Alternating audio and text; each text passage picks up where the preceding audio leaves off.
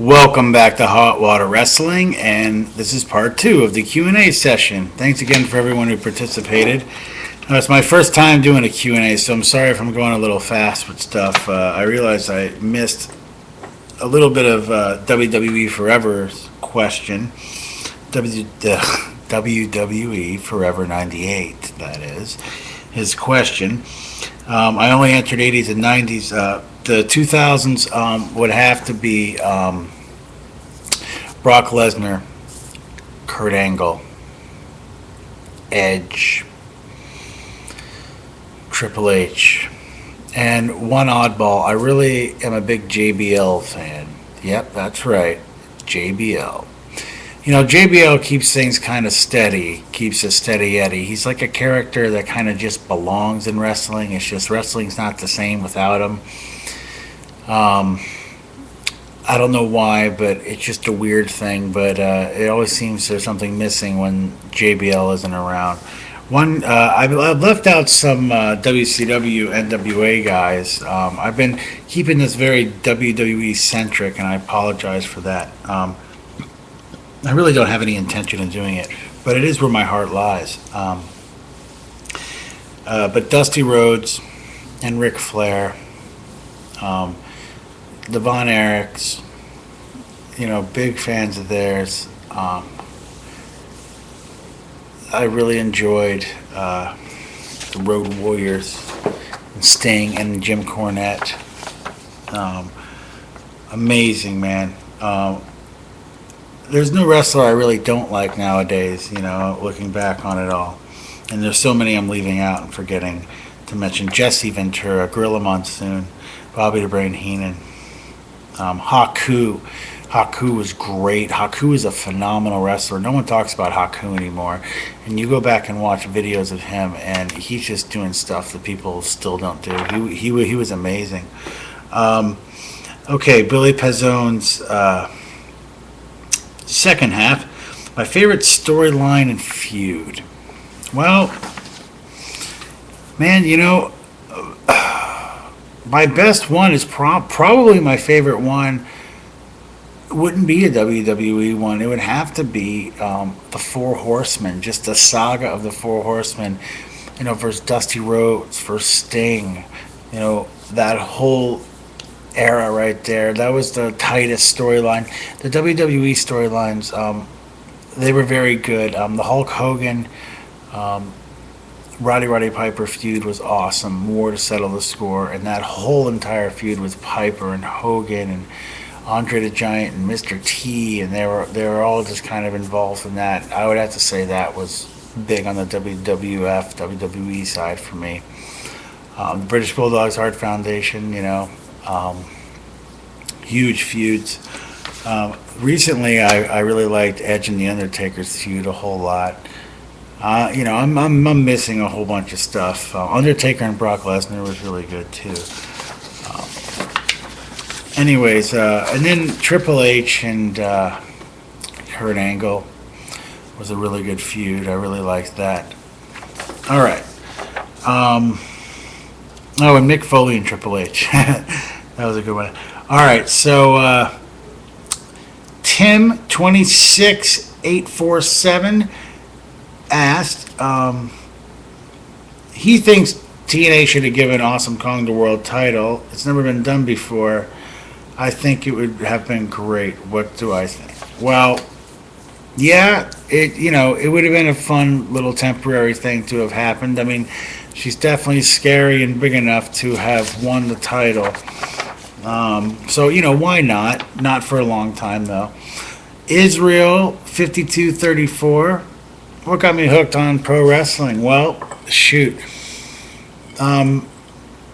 Actually, it was a Dusty Rhodes a match I saw, and I even forget who he fought at the time. Now, geez, I've kind of forgotten it.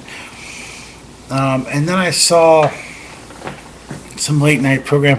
A friend of mine, I was staying over at his house, and he put wrestling on, and we just started to watch it. I think it was NWA, and then I quickly saw some WWF, and we had wrestling here virtually every month. At least every 6 weeks, the WWF would be here. And so I just started going with my dad. I told him I liked wrestling, and he wanted to go, so we started going to live matches all the time. And I must have saw 30 to 40 WWF house shows in the 80s, just with all the superstars. Saw them all live. It was really, really amazing. So that's what got me into wrestling. Ultra Realism asked, did I watch WCW, and if so, what are some of your favorites? Well, I've kind of discussed my favorite feuds, so matches in there would be my favorites. In the 90s, I didn't watch a whole lot of WCW. I didn't really like their product. It was very botchy and spotty. If I missed one or two episodes, it was like everything was different. The NWO thing was really cool, though. I tuned in for that. I mean, probably the NWO thing in WCW there in the 90s, but I wasn't a religious watcher. What is my opinion on Sting? Asked Mr. Big Red 1990. Asked what my opinion is on Sting. Sting, of course, is a fantastic, gifted wrestler. I mean, he's one of the greatest of all time. I mean, without a shadow of a doubt. He's not done a lot of work for Vince McMahon, but that's perfectly fine. The guy is just an amazing wrestler, and it's going to go down as one of the greatest and belongs in any and every Hall of Fame of wrestling. Long live Sting. Striker 821 asked, do I think NXT could be as big as Raw or SmackDown in the future? I don't think that's really its intention. I hope not, because I really do enjoy NXT, don't get me wrong, because I liked it, it's different. But I wouldn't want a show that gimmicky being as popular as Raw. So, I don't think it's going to be. Okay, so Nutty Rock Chick asked me what moment stands out the most memorable to me in time that I've ever watched in the WWE or WWF. And in my opinion, what factors, she's basically asking what, makes a good match or a bad match.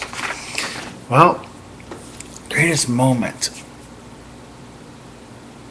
for me would just probably have to be being at one of those house shows in the 80s and seeing like Hulk Hogan come out and watching Andre the Giant wrestle King Kong Bundy, and seeing the British Bulldogs and the Hart Foundation wrestle numerous times, and British Bulldogs and the Dream Team, and Tito Santana and the Macho Man and Jake the Snake, and on down the line. I mean, all that would have to be greatest. A great moment for me, though, was WrestleMania 13, where Bret the Hitman Hart and Stone Cold Austin fought. That was absolutely amazing. Really, really, really incredible. But there's so many great moments, and I'll answer that question again and again. Just keep giving it to me. I'll give you new stuff.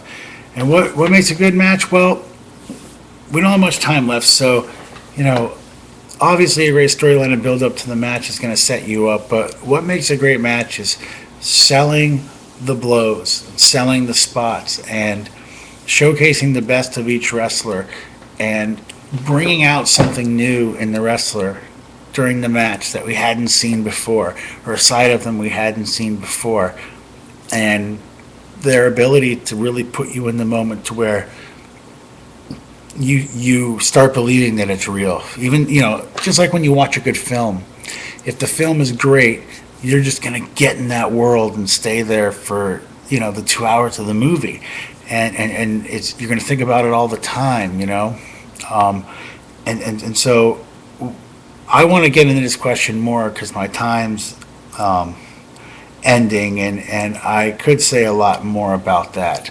But those are some of the things that obviously make a great match. But planning out the great spots, selling the blows, and really following through on a story and really putting your all into it. I can tell when someone has left their heart in the center of a ring. So anyways, thanks for this Q&A. Thanks for doing it, guys. We're going to do it again real soon. If I didn't answer your question that well, I'm sorry. Ask it again. I'll answer it again. And I'll see you next time on Hot Water Wrestling.